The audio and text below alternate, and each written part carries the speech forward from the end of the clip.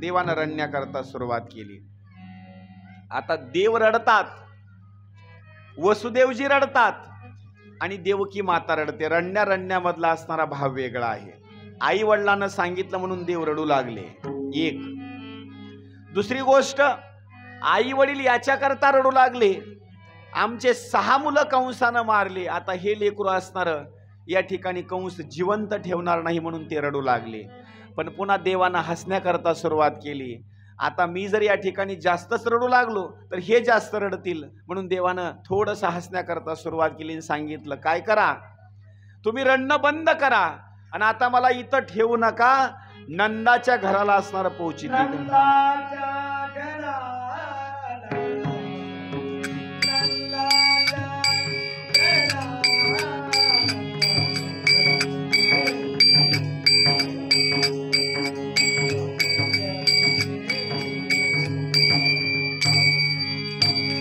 आनंदाच्या घराला, नंदाच्या घराला, मज नेई गोकुळाला, मज नेई गोकुळाला. माया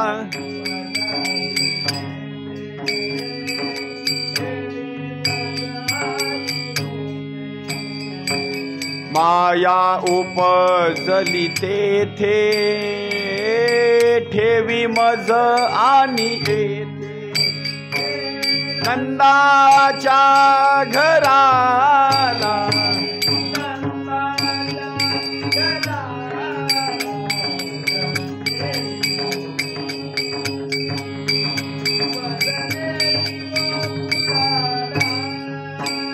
आनंदाच्या घराला, नंदाच्या घराला, मज नेई गोकुळाला, मज नेई गोकुळाला, मज नेई गोकुळाला.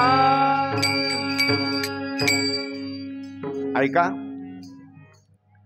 ज्या वेळेला टोपलीमध्ये श्रीकृष्ण भगवंताला ठेवण्यात आलं, उचलिला कमळापती अन पायीची बंधने गळती. टोपलीमधून असणारा त्या ठिकाणी घेऊन निघाले. एक एक असणारा दरवाजा उघडू लागला, बाहेर नेलं. मंद मंद पडे पाऊस अन शिरी छाया धरी शेष. पुढं यमुना काठोकाठ त्या ठिकाणी वाहू लागली. यमुनेच्या पाण्यामध्ये चलण्याकरता सुरुवात केली. पाणी गुडघ्यापर्यंत आलं, कमरेपर्यंत आलं, छातीपर्यंत आलं. आता वडिलांना पाण्याचा त्रास होऊ नये म्हणून श्रीकृष्ण भगवंतांनी काय केलं, टोपलीमधून असणारा उजवा असणारा पाय बाहेर घेतला आणि त्याचा असणारा अंगठा त्या यमुनेच्या पाण्याला स्पर्श केला. काय झालं, यमुना मातेला दर्शन मिळाल्यामुळं दुभंगली. पहिलं तीराला असणारे वसुदेवजी गेले. रात्रीचा असणारा तो प्रसंग, यशोदा मातेच्या जवळ श्रीकृष्ण भगवंताला ठेवलं, मायेला उचललं, टोपलीमध्ये टाकलं आणि परतत येऊ लागले. परतत आल्याच्या नंतर एक एक दरवाजा पास करतात, तेवढ्याच वेळामध्ये एक एक कारागृहाचे असणारे दरवाजे लागू लागले. आता देवकी मातेच्या जवळ आले. मायेला मात्र ते सहन झालं नाही. रडे माया करी आकांत अन नामा म्हणे उठवी दूत. दूत उठले, कंसाला जाऊन गोष्ट सांगितली आणि कंसाला जाऊन गोष्ट सांगितल्याच्या नंतर मग मात्र कंस धावत धावत आला. देवकीच्या जवळ पाहिलं तर काय, तो मुलगा नाही तर कन्या आहे. त्या कन्येचे असणारे पाय पकडले, गरगर गरगर गरगर असणार फिरवलं आणि दगडावर आपटणार.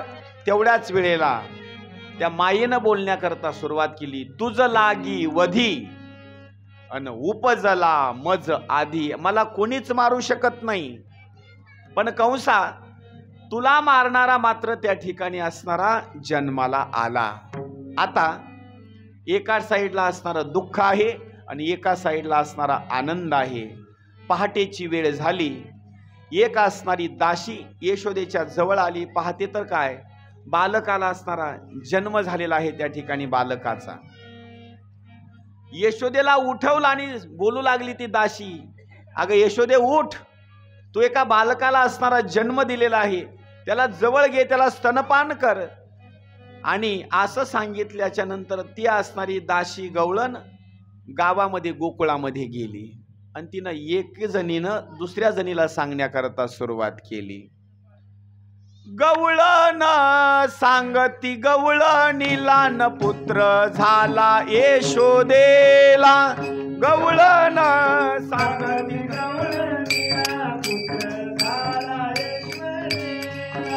गवळण सांगती गवळणीला न पुत्र झाला यशोदेला.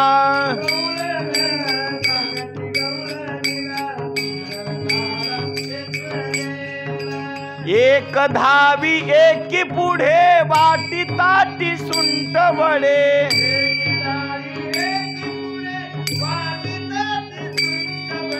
गवळण सांगती गवळणीला न पुत्र झाला यशोदेला.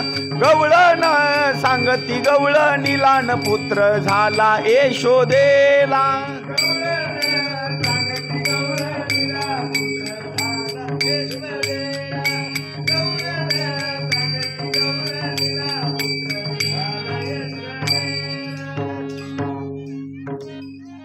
सुईनीची गलबल झाली आणि दासी जणी हेल घाली. महाराज, गोकुळीच्या सुखा आणि अंत पार नाही लेका. बाळकृष्ण नंदा घरी आणि आनंदल्या नरनारी. किती सांगू मी सांगू कुणाला, आज आनंदी आनंद.